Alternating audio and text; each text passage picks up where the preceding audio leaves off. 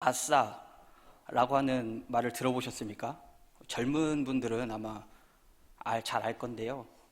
인싸와 아싸. 인싸는요, 인사이더의 줄임말이고요. 아싸는 아웃사이더라는 말의 줄임말인데요. 인싸는 무리에 잘 섞여 노는 사람을 의미하고요. 아싸는요, 무리에 잘 섞이지 못하는 사람을 의미하는 요즘 신조어입니다. 이런 무리에 잘 섞이는 인싸, 인싸가 되기 위해서 사람들은 많은 노력을 합니다. 그래서 유튜버나 수많은 유명한 연예인들이 하는 것들을요 따라하기도 하고요. 그리고 그거를 같이 잘 하는 사람들을 인싸라고 이야기하죠. 인싸들이 쓰는 용어들이 많이 있습니다. 이런 인싸 문화를 이끌어가는 사람들이 있고요. 그것을 따라가는 사람들이 있는데요. 집에 혹시 10대나 20대인 자녀나 그리고 손주가 있으신 분들은 잘 이렇게 한번 써먹어 보시면 좋을 것 같은데요. 쉽게 한번 몇 가지 단어를 좀 알아볼게요. 네, 잘 아시네요. 아이스 아메리카노, 따뜻한 아메리카노. 이게 좀 이제 어려워집니다. 카페인이라고 하는 단어가 있어요. 카페인, 혹시 뭔지 아세요? 대부분 모르실 거라고 생각하는데요. 많은 분들이 커피 지금 생각하고 계시죠? 네, 아닙니다. 카카오톡, 페이스북, 인스타그램, 이 앞에를 따서요, 카페인이라고 요즘 이야기해요. 그래서 페이스북 막 많이 하고, 인스타그램 많이 하고, 카카오톡 매일 하는 사람들, 카페인 중독자라고 이렇게 이야기합니다. 네, 더 한번 나가겠습니다. 갑분싸, 네, 감사합니다. 취존, 세젤예, 낄끼빠빠. 네, 너무 잘하시는데요. 네, 자, 한번 볼게요. 갑분싸는요, 갑자기 분위기가 싸해짐. 네, 최고로 애정하는 거, 최고로 사랑하는 거. 취존, 취향 존중. 그리고 세젤예, 세상에서 제일 예쁨. 낄끼빠빠, 낄 때 끼고 빠질 때 빠져라. 이렇게 이야기합니다. 네, 집에서 우리 자주 사용할 수 있겠지요. 우리 딸 세젤예 이렇게 하면은 네, 아주 잘 사용할 수 있을 것입니다. 그리고 눈치 없는 아빠나 삼촌 이런 분들 있으면 삼촌 낄끼빠빠 이렇게 한번 해보셔도 네, 좋지 않을까 싶은데요. 네, 자녀들에게 한번 사용하면 아마 자녀들도 신선하게 느낄 수 있을 거고요. 그들의 문화, 그들의 언어, 그들의 생각 이런 것들을 그래도 조금은 알 수 있지 않을까 싶습니다. 여하튼 이런 언어를 따라가면 인싸가 되고 또 따라가지 못하면 아싸가 되는 요즘의 문화입니다. 미국 CNN 방송의 설립자 테드 터너라는 사람이 있는데요. 이 테드 터너가 20살 때 아버지가 자살해서 죽습니다. 그리고요, 물려준 기업은요, 부도 직전에 있는 기업이고요. 그런데 이 테드 터너가 열심히 일을 해서요, 이 기업을 흑자의 기업으로 만들어냅니다. 그리고 나서 생각한 게 무엇이냐면 24시간 동안 사람들이 뉴스를 볼 수 있게 한번 뉴스를 틀어보자. 그렇게 해서 CNN을 설립합니다. 그런데 이 당시에는요, 24시간 뉴스를 방송한다? 이런 개념이 없습니다. 그냥 3개사의 이 방송사가요, 그냥 딱 시간 돼서 끝나면 끝나는 거예요. 그 시간대만 뉴스를 볼 수 있습니다. 그런데 이때 이제 이 테드 터너가 24시간 동안 모든 사람들이 자기가 원하시는 시간에 뉴스를 볼 수 있게끔 한번 하자 해서 만들었는데요. 이거에 대한 반발이 엄청났죠. 이사들도요, 다 반대하고요. 직원들도 반대하고요. 또 어떤 사람들은요, 그냥 직장을 다 떠나갑니다. 이런 상황 가운데서 테드 터너가 위기를 맞았는데요. 그러던 어느 날 직원들을 다 불러내서 이런 말을 합니다. 여러분, 무엇이든지 하십시오. 이끌던지 따르던지 아니면 나가던지. 이렇게 이야기합니다. 우리가 살아가는 모습도 이와 비슷합니다. 세상에서 조직 생활을 하다 보면요, 두 가지 중 하나를 선택하게 되지요. 누군가를 이끌던가 아니면 따르던가. 그것도 아니면 결국 나가게 됩니다. 그 무리에 끼지 못하게 되는 것이죠. 가장 힘들게 하는 사람은 누구냐? 이끌지도 않고 따르지도 않는 사람. 이게 가장 힘든 사람입니다. 회사나 교회, 그리고 우리 학생들은 학교, 이 모든 공간은요, 다 이런 사람들이 있습니다. 리더가 있고요, 따르는 사람이 있습니다. 이 리더가 없고 따르는 사람도 없으면요, 이 공동체는 온전한 공동체라고 할 수 없지요. 그냥 죽은 공동체일 뿐입니다. 그렇다면 이끄는 것과 따르는 것 중에 무엇이 더 어려울까요? 이끄는 게 더 어렵습니다. 이거를 한번 볼게요. 이끄는 게 당연히 어려운데요. 따르는 것은요, 그저 이끄는 사람이 가자는 대로 그냥 가기만 하면 되니까 사실 쉬워요. 그런데 이끄는 건요, 왜 어려운가? 쉽게 연인의 예를 한번 들어보겠습니다. 연인이 서로 있는데요, 저녁 시간이 되었습니다. 밥을 먹어야 되지요. 그래도 남자니까 나름대로 여자를 리드해서 가야 돼요. 그래서 여자에게 물어봅니다. 자기 저녁 뭐 먹을까? 그럼 여자가 어떻게 대답하죠? 네, 감사합니다. 아무거나. 그럼 또 생각을 하죠. 돈가스 먹을까? 기름진 거 말고 아무거나. 그럼 스파게티 먹을까? 면 말고 어제 먹었잖아. 아무거나. 그럼 또 뭐라고 해요? 그럼 어디 시원하게 찌개 먹으러 갈까? 국물 말고 아무거나. 네. 이렇게 밥 하나, 네, 저녁 하나 리드하는 것도 힘듭니다. 그런데 이 세상에서 어떤 지위에서 무언가를 이끌어간다는 것 여간 어려운 게 아니죠. 리더가 되는 것은요, 쉽지 않습니다. 잘못된 리더는요, 조직에 손해를 입히고요, 그리고 또 그 손해 입은 거를 책임져야 하는 위치에도 있는 것이죠. 그런데 리드하는 것은요, 상당히 가치가 있죠. 보람이 있습니다. 그렇기 때문에 많은 사람들이 리더가 되려고 합니다. 앞에 서려고 하지요. 리더십을 발휘해서 누군가를 이끈다는 것 분명히 가치 있습니다. 그렇게 세상은 리더를 최고로 여기고 그렇게 되어야 한다라고 말하고 있죠. 그렇다면 교회는 어떨까요?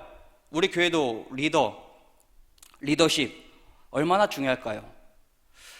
교회는요, 조금 다릅니다. 세상은요, 리더십을 가장 좋게 여기고요, 그것이 필요하다라고 이야기할지 모르겠지만요, 교회는 약간 다릅니다. 교회에서 중요한 것은요, 리더십보다 팔로우십, 따라가는 것이 중요합니다.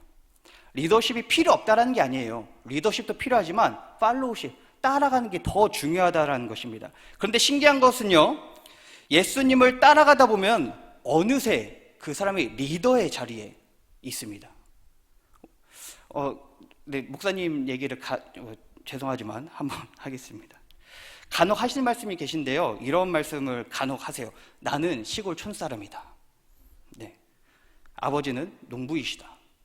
나는 백도 없고 아무것도 없다. 그럼 우리 목사님께서 무엇을 하셨을까요? 제가 짧게 보았지만 예수님 따라가지 않았겠습니까? 네, 계속해서 예수님 따라가셨겠지요. 그렇게 오랫동안 또 보신 우리 성도님들은 우리 목사님의 이 모습을 더 잘 아시지 않습니까? 열심히 예수님 따라가서 갔더니 목사님께서 이 리더의 자리에 지금 와 계시지 않은가요? 마태복음 4장에 보면요, 예수님께서 제자들을 부르시는데요, 베드로와 그리고 안드레를 부르실 때 이렇게 말합니다. 나를 따라오라. 내가 너희를 사람을 낚는 어부가 되게 하리라. 네, 예수님의 제자들이 예수님을 열심히 따라갔더니요, 수많은 사람을 낚아서 수많은 사람을 구원받게 하고요, 또 교회를 이루게 되죠. 담임 목사님께서 열심히 예수님을 따라가니까요, 우리를 낚으신 겁니다. 여기 다 지금 낚여서 계신 거예요. 예수님께서 우리에게 원하시는 것은요, 강력한 리더십, 그것이 아니라요, 열심히 주님을 따라가는 이 팔로우십입니다.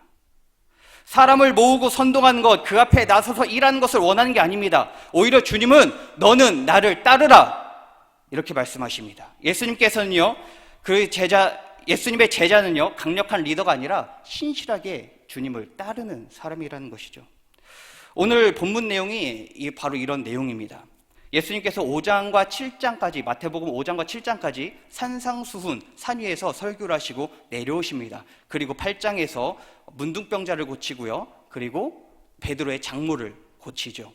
그 다음에 나오는 이야기가 바로 오늘 본문의 내용인데요, 사람들이 예수님을 에워싸자 예수님께서 바다 건너편으로 가자 이렇게 말씀하시고, 그 배를 타기 바로 직전에 서기관과 제자 한 사람과 대화를 하는 내용이 바로 오늘 본문입니다.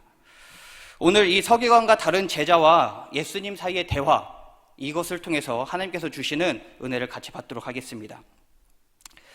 오늘 본문 예수님과 대화를 하는 두 사람이 나오는데요, 그 중에 한 사람, 서기관 먼저 보도록 하겠습니다. 19절 우리 다 같이 한번 읽도록 하겠습니다. 19절입니다. 한 서기관이 나와 예수께 아뢰되 선생님이여 어디로 가시든지 저는 따르리이다. 아멘. 이 서기관은요, 예수님의 가르침에 상당히 매료된 사람인 것 같습니다. 그리고 산상수훈을 통해서요, 정말 어디에서도 듣지 못했던 그런 말씀을, 설교를 들었겠죠. 그리고 산상수훈이 끝나고, 설교가 끝나고 나오니까요, 이게 웬걸, 네, 문둥병자도 고치고요, 그리고 열병으로 앓아누운 베드로의 장모도 고치고요, 이런 기적까지도 목격합니다. 이 서기관, 예수님의 말씀과 또는 그 기적에 너무 매료되어서 이렇게 이야기하는 것이죠. 저분이다. 저분을 따라가면 되겠다. 저분이 메시아일 거야. 저분을 따라가면 내가 어디 한 자리 차지할 수 있을 것 같은데? 네, 이런 생각을 할 수 있습니다. 왜 그럴까요? 이때 당시에 메시아는요, 강력한 다윗과 같은 사람을 원했습니다. 그래서 이 로마의 통치에서 벗어나고 다시 이 이스라엘을 온전히 건설하는, 그게 바로 메시아 상이었죠. 그래서 이야기하는 겁니다. 이런 생각을 가지고 내가 저 예수님 따라가면 내가 어디 한 자리 차지할 거야. 예수님은 지금 왕궁으로 가서 바로 이 나라를 통치하실 거야. 그러면서 어디로 가시든지 제가 따르겠습니다. 이렇게 고백을 합니다. 이 서기관은 예수님에 대해 다른 생각을 품었지만 그래도 말은 제대로 했습니다. 제자는 어떤 사람일까요? 제자. 예수님이 원하시는 제자의 모습이 이 서기관이 말한 사람의 모습입니다. 어디로 가든지 따라가는 사람, 이게 제자이죠. 이 사람이 바로 제자입니다. 사람을 이끄는 사람이 아니라 주님이 어디로 가든지 따라가는 사람, 이게 바로 제자입니다. 우리는 예수님을 얼마나 따라가고 있습니까? 예수님의 어디까지 따라가고 있나요? 우리가 따라가려고 하는 그 예수님은 또한 누군가를 이끌기만 했을까요? 아닙니다. 예수님도요, 우리가 예수님을 따라가기 이전에 예수님이 먼저 따라감의 표본을, 우리에게 본을 보이셨는데요, 예수님께서 마태복음 3장에서 세례를 받으시고요, 그 다음에 가신 곳이 4장에 광야로 가십니다. 근데 이 광야로 들어갈 때 어떻게 합니까? 성경이 이렇게 말하죠. 성령에 이끌리어. 네, 예수님은요, 광야로 마귀에게 시험을 받으러 성령에 이끌려서 따라간 바로 그분이 예수님입니다. 성령님은요, 예수님의 마귀에게 시험 받도록 광야로 이끄시고 예수님은 그 자리까지도 따라갔습니다. 예수님이야말로 어디든지 따라가는 그 사람의 모습 아닙니까? 이처럼 우리 예수님이 가시는 곳 그 어디든 따라가는 사람이 바로 참된 제자이죠. 예수님이 우리를 인도하며 따라오라, 가시면서 나를 따라오라 하시는 그 자리가 어디일까요? 너무 거창한 것 생각하지 마시고요, 저는 이렇게 느껴졌습니다. 주방, 주차장, 또는 청소, 또는 찬양대, 우리 찬양팀, 교사, 신입부, 구역장, 권찰, 이런 섬김과 헌신의 자리, 수요전도대, 아파트전도대, 섬김전도, 이런 전도의 자리, 수요기도회, 권사기도회, 금요기도회, 특별새벽기도, 이런 기도의 자리, 예수님께서 3년의 공생애 동안에 우리에게 보여주신 그 자리가 바로 이 전도의 자리, 섬김의 자리, 기도의 자리 아닙니까? 주님이 어디를 가시든지 따라가는 우리 성도님들 되기를 소망합니다. 그런데 문제가 있습니다. 주님을 따르는 것 할 수 있겠는데요, 어디로 가시든지 따라가는 건요 쉽지 않습니다. 어디로 가시든지 제가 가겠습니다, 쉽지 않습니다. 상당히 어려운 문제이죠. 오늘 본문의 서기관이 그렇습니다. 서기관이요, 의욕적으로요, 어디든 제가 따라가겠습니다 이렇게 말했죠. 그런데 예수님께서 이 서기관에게 이렇게 대답을 하는데요, 우리 20절 다 같이 한번 보겠습니다. 20절, 예수께서 이르시되 여우도 굴이 있고 공중의 새도 거처가 있으되 인자는 머리 둘 곳이 없다 하시더라. 어디든지 따르겠다고 하는 이 서기관에게 예수님은 이렇게 말씀하시는 겁니다. 우리가 생각했을 때 그렇게 말하면 너의 믿음이 참 대단하다, 그리고 막 칭찬하시고 이럴 것 같은데요, 예수님은 이렇게 말씀하십니다. 인자는 머리 둘 곳이 없다. 왜 예수님께서 갑자기 이런 말씀을 하실까요? 예수님께서 이렇게 하신 말씀의 이유가 20절에서 이렇게 하신 말씀이 이유가 있는데요, 네가 나를 따른다고 하는데 과연 보금자리도 없는, 머리 둘 곳도 없는 나를 과연 따라올 수 있겠니? 이렇게 되물어 보시는 겁니다. 서기관은요, 예수님이 당연히 예루살렘으로 가시고요, 이 왕의 자리를 차지할 거라고 생각을 했습니다. 다윗과 같이 이 나라를 다시 일으킬 것이라고 생각을 했는데 예수님이 하시는 말은요, 청천벽력과 같이 나는 머리 둘 곳이 없어, 이렇게 말씀하시는 거죠. 그런데 이 서기관 얼마나 머리가 좋을까요? 머리를 계속 굴리겠지요. 그러면서 예수님 따라가면 길거리에서도 잘 것 같고 지금 당장 왕궁으로도 갈 것 같지 않고, 근데 이렇게 보고 있는 겁니다. 자기가 손해봐야 된다라고 생각하고 있는 것이죠. 예수님을 따른다고 했지만 막상 예수님이 가시려고 하는 저 길, 예수님이 하는 얘기를 들어보니까 저 자리 손해보는 자리인 것 같습니다. 저 자리 힘든 자리인 것 같습니다. 그래서요, 23절에 예수님이 배에 오르실 때에 이 서기관이 따라갔다라는 말이 없습니다. 어디든지 따라가겠습니다. 말은 그럴싸하게 했지만 예수님께서 나는 보금자리조차 없다, 나는 머리 둘 곳조차 없다, 이렇게 말하니까요, 그가요 슬그머니 도망가고요, 어느 순간 이 이야기에서요 쏙 빠져 있습니다. 그런데 이런 일이 우리에게도 일어날 수 있습니다. 말씀을 듣고 은혜를 받죠. 그리고 주님, 감격이 너무 커서 제가 주님을 따르겠습니다, 제가 무엇이든 하겠습니다, 이렇게 고백은 하는데요, 막상 손해보고 힘든 일이 생길 것 같으면 뒤로 빠지죠. 서기관이 보여주는 이 모습, 바로 우리의 모습 아닙니까? 우리의 자화상 아닌가요?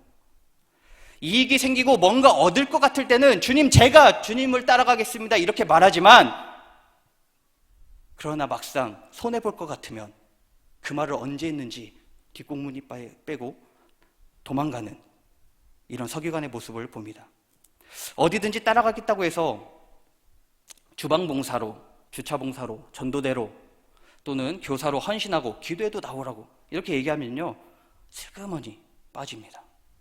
특별 새벽기도에 나가자고 이렇게 얘기하면요, 슬그머니 빠집니다. 왜 그럴까요? 힘들기 때문에 그렇습니다. 내가 생각하는 신앙생활과 이게 다르다라고 생각하기 때문에 그렇습니다. 내가 생각하는 신앙생활은, 내가 생각하는 예수님을 따르는 것은요, 편한 거죠. 그저 복 받고요, 그저 잘 되고 좋은 일만 있을 줄 알았는데 막상 예수님이 하시는 말씀을 들어보니까요, 편하기만 하지 않은 것이죠. 그렇다면 우리는 왜 어디든지 예수님을 따라가지 못할까요? 어디든지 가겠다 말은 하면서 실질적으로 우리는 왜 그렇게 따라가지 못할까요? 그 이유도 서기관이 한 말에서 찾을 수 있습니다. 우리 19절 다시 한번 읽어보겠습니다. 한 서기관이 나와 예수께 아뢰되 선생님이여 어디로 가시든지 저는 따르리이다. 어디든지 가겠다 말은 하지만 왜 못 따라갑니까? 예수님께서 우리의 완전한 주인이 되지 못하기 때문에 그렇습니다. 서기관이 예수님을 부를 때 지금 어떻게 부릅니까? 선생님이여, 이렇게 부릅니다. 서기관에게 있어서 예수님은요, 자기 삶의 주인, 내가 반드시 따라가고 이분에게 나의 모든 것을 바쳐야 할 분, 나는 이분의 종, 이렇게 생각하는 게 아니라요, 선생님 무엇인가요? 그냥 예수님이요, 나에게 하나의 어드바이스를 해주는 그런 존재, 잠깐의 충고를 해주는 존재, 이 정도로만 여겼다는 것입니다. 그저 내 삶에 어느 정도의 기적을 일으켜 주실 분, 이 정도로만 여긴 게 바로 서기관입니다. 예수님이 우리의 주인이시면요, 우리는 종입니다. 종은요, 주님이 가라 하면 가고요, 오라 하면 오는 게 종이죠. 그리고 예수님을 어디든지 따르려면요, 예수님이 우리의 주인이고 우리가 그의 종이 되어야 합니다. 그런데 예수님이 선생님이 되면요, 이야기가 완전 달라지는 거예요. 선생님이 조언을 합니다. 특별 새벽기도에 내가 은혜 줄 건데 와라. 선생님이 그렇게 이야기하면요, 결정은 자기가 합니다. 전도하면 형통하니까 이리로 와라. 예수님께서 아무리 이렇게 말씀하셔도요, 예수님이 선생님이면 결정은 내가 합니다. 참고만 하고요, 결정은 나의 몫이 되는 것이죠. 나의 생각과 맞으면 따라가고 틀리면 안 따라가고, 이게 선생님과 제자의 관계죠. 쉽게 이야기해서 학교에 잘생기거나 이쁜 선생님 있다고 그분이 부산으로 정근 가서 따라가면 될까요, 안 될까요? 선생님과 제자의 관계는 이런 관계예요.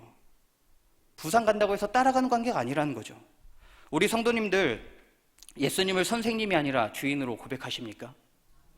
그렇다면 예수님이 가시는 그 자리, 은혜 주시겠다 말씀하시며 나아오라고 하는 그 자리, 그 어디라도 따라가는 우리 성도님들 되기를 소망합니다. 오늘 말씀 보니까요, 서기관 말고 한 명이 더 등장하는데요. 우리 21절 다 같이 한번 읽도록 하겠습니다. 제자 중에 또 한 사람이 이르되 주여 내가 먼저 가서 내 아버지를 장사하게 허락하옵소서. 아멘. 얼핏 보면요, 예수님의 그 12제자 중 한 명 같지요. 그런데 원어로 보면 이렇게 돼요. 그의 제자 중에 또 다른 사람, 이렇게 됩니다. 그러니까 지금 예수님께 말하고 있는 이 제자는요, 12제자 중에 한 명이 아니라 군중 속에 있는 제자 중에 한 명이라는 것이죠. 그러니까 다른 제자입니다. 12제자가 아니라. 이 제자는요, 서기관과는 또 다릅니다. 서기관은 예수님을 선생님으로 불렀는데요, 이 사람은 어떻게 부릅니까? 주여. 네, 바르게 고백했죠. 바르게 불렀죠. 주여. 이 제자는요, 예수님을 주님이라고 말합니다.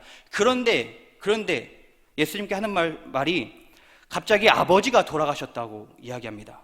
그래서 아버지를 장사할 수 있도록 좀 허락을 구하는 이런 내용이 나오는데요. 우리가 봤을 때 아무런 이상 없는 구절 같지요. 뭐 당연하죠. 뭐 아버지께서 돌아가셨는데 당연히 먼저 가서 장례를 치르는 게 맞다, 이렇게 생각할 수 있습니다. 그런데 예수님은요, 22절에 이렇게 말씀하십니다. 죽은 자들이 그들의 죽은 자들을 장사하게 하고 너는 나를 따르라 하시니라. 왜 예수님은 이렇게 말씀하셨을까요? 그래, 가서 얼른 장사 지내고 저 갈릴리 건너편으로 건너와, 이렇게 말씀 안 하시고 왜 예수님은 이렇게 죽은 자들이 그들의 죽은 자들을 장사하고 너는 나를 따르라, 왜 이렇게 이야기하셨을까요? 그 이유는요, 예수님께서 이 제자의 마음을 꿰뚫어 보셨기 때문에 그렇습니다.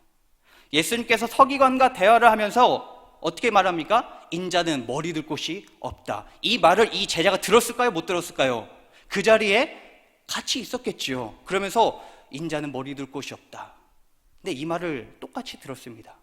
그러니까 이 제자도요, 서기관과 비슷한 생각을 가지고 있던 사람이었습니다. 예수님 따라가면 그래, 뭔가 좀 나올 것 같은데?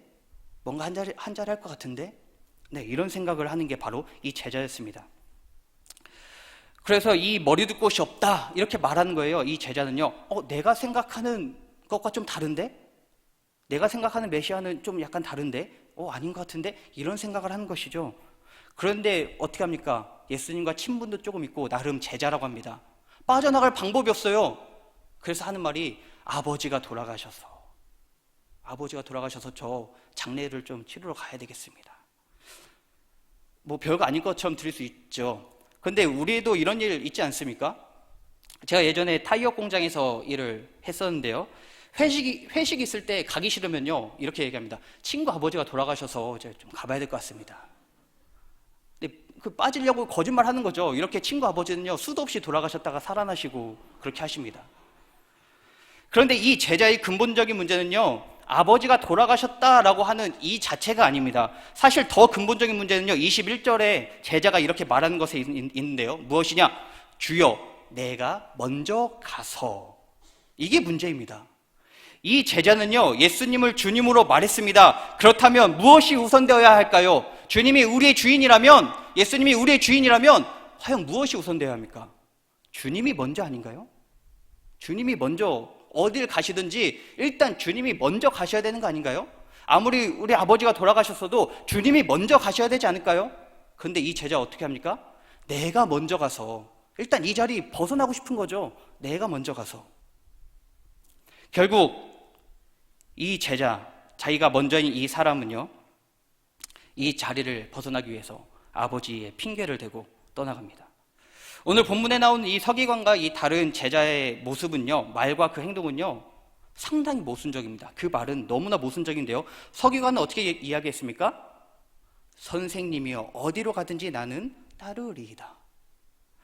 어디로 가든지 따르겠다라고 하면서 선생님이여 이렇게 하죠. 어디든지 따르겠습니다 하면 주여라고 하는 게 맞습니다. 그런데 선생님이요. 그렇다면 이 제자는 어떻게 합니까? 주여라고 하지만 그 다음 나온 단어가 뭐예요? 내가 먼저 가서.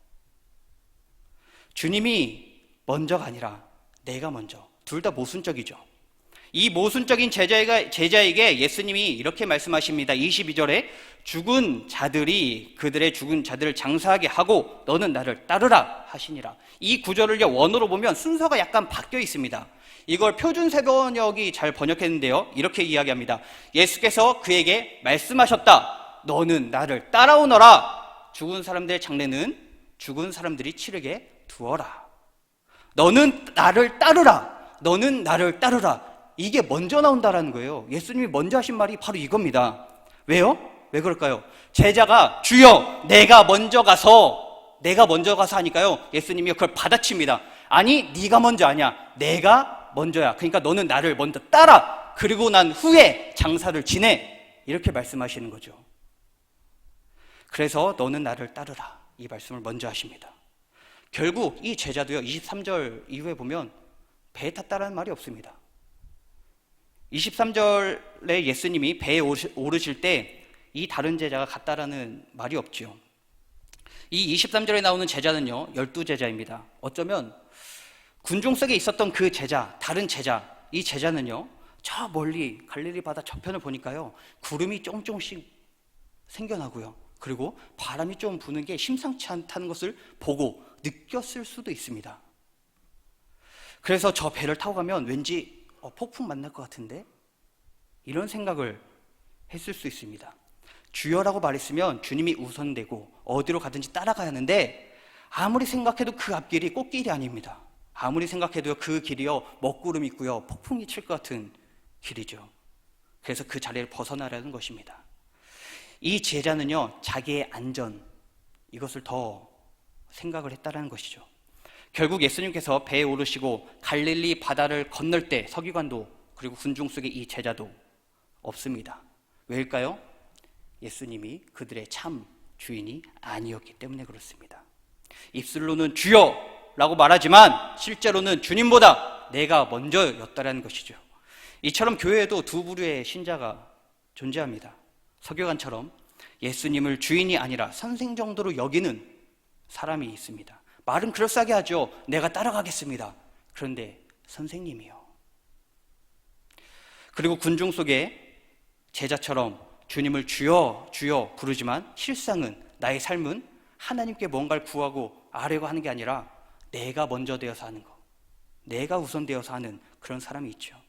이 두 사람의 모습, 혹시 우리의 모습은 또 아닌가요? 때때로 나오는 우리의 자아가 이런 모습 아닌가요?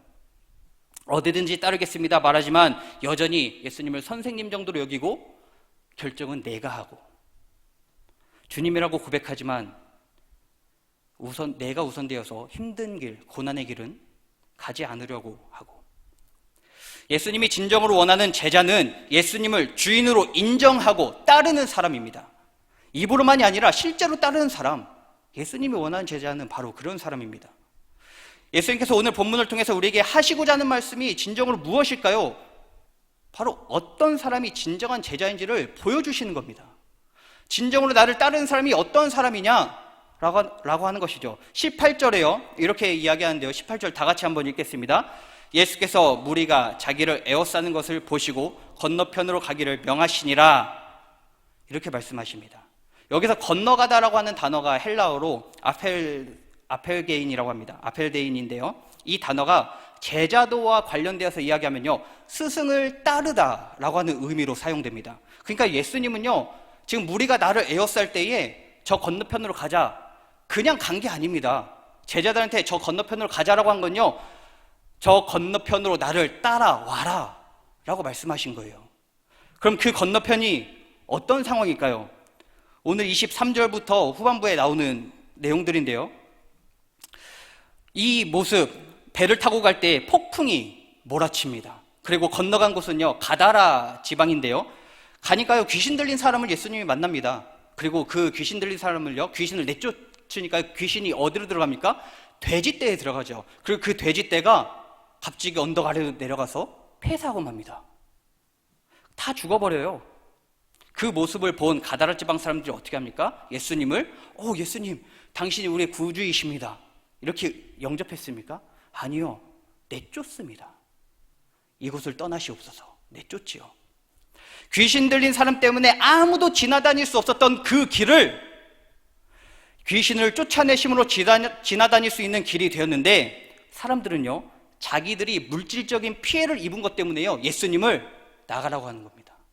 그렇게 예수님은요, 자기가 처하는 상황 제자들에게 직접적으로 보여주시는 거예요. 내가 머리 둘 거 없다고 했는데 봐라, 이런 게 나의 삶이다. 이게 내가 앞으로 가야 할 길이다. 예수님이 제자들에게 이렇게 보여주시는 겁니다. 내가 가는 그 길은 꽃길이 아니다. 내가 가는 그 길은 이 풍랑이 있는 길이다.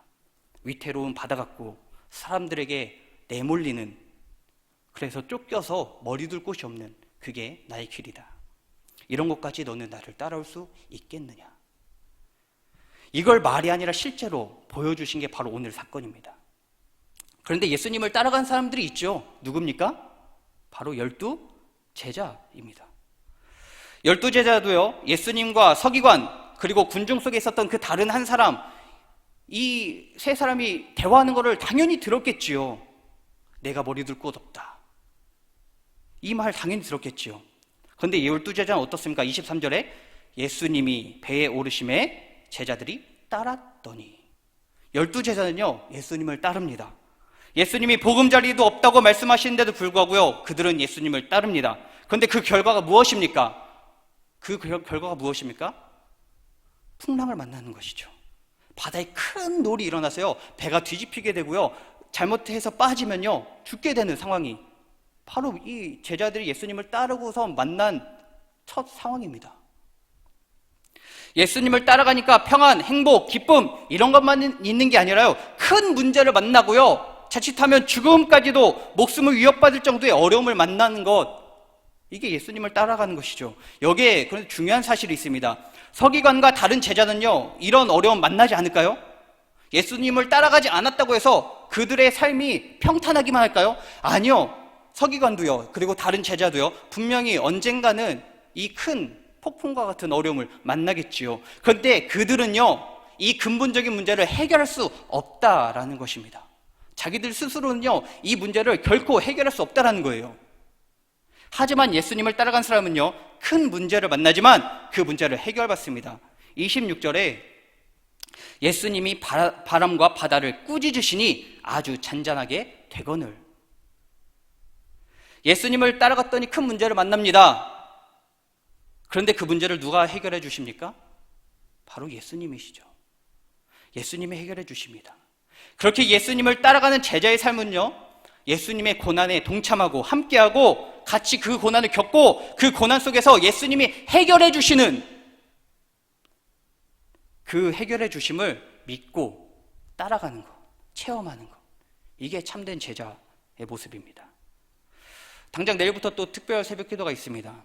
하나님의 말씀을 듣고 따르기 위해 나가야 하지만 걱정이 앞설 수 있지요. 잘 일어날 수 있을까부터, 그리고 잠도 많이 못 자고 회사에 가야 하고 수많은 어려움이 있고 그럴 수 있습니다.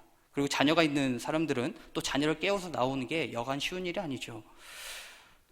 그런데 요동치는 이 문제들, 우리 삶을 힘들게 하는 이 문제들, 이 모든 것들 하나님께서 말씀으로 잠잠케 하실 것입니다. 더 나아가서요, 우리 삶에 있는 이 모든 문제들, 예수님을 따라갈 때 만나는, 부딪히는 이 모든 문제들 예수님께서, 하나님께서 잠잠케 해주실 것입니다. 오늘도 예수님께서 우리에게 말씀하십니다. 너는 나를 따르라. 이런 예수님의 말씀에 무엇이라고 대답하겠습니까? 기도하겠습니다. 사랑의 하나님, 감사합니다. 오늘 말씀에 나오는 이 두 사람을 통해 우리의 신앙을 다시 한번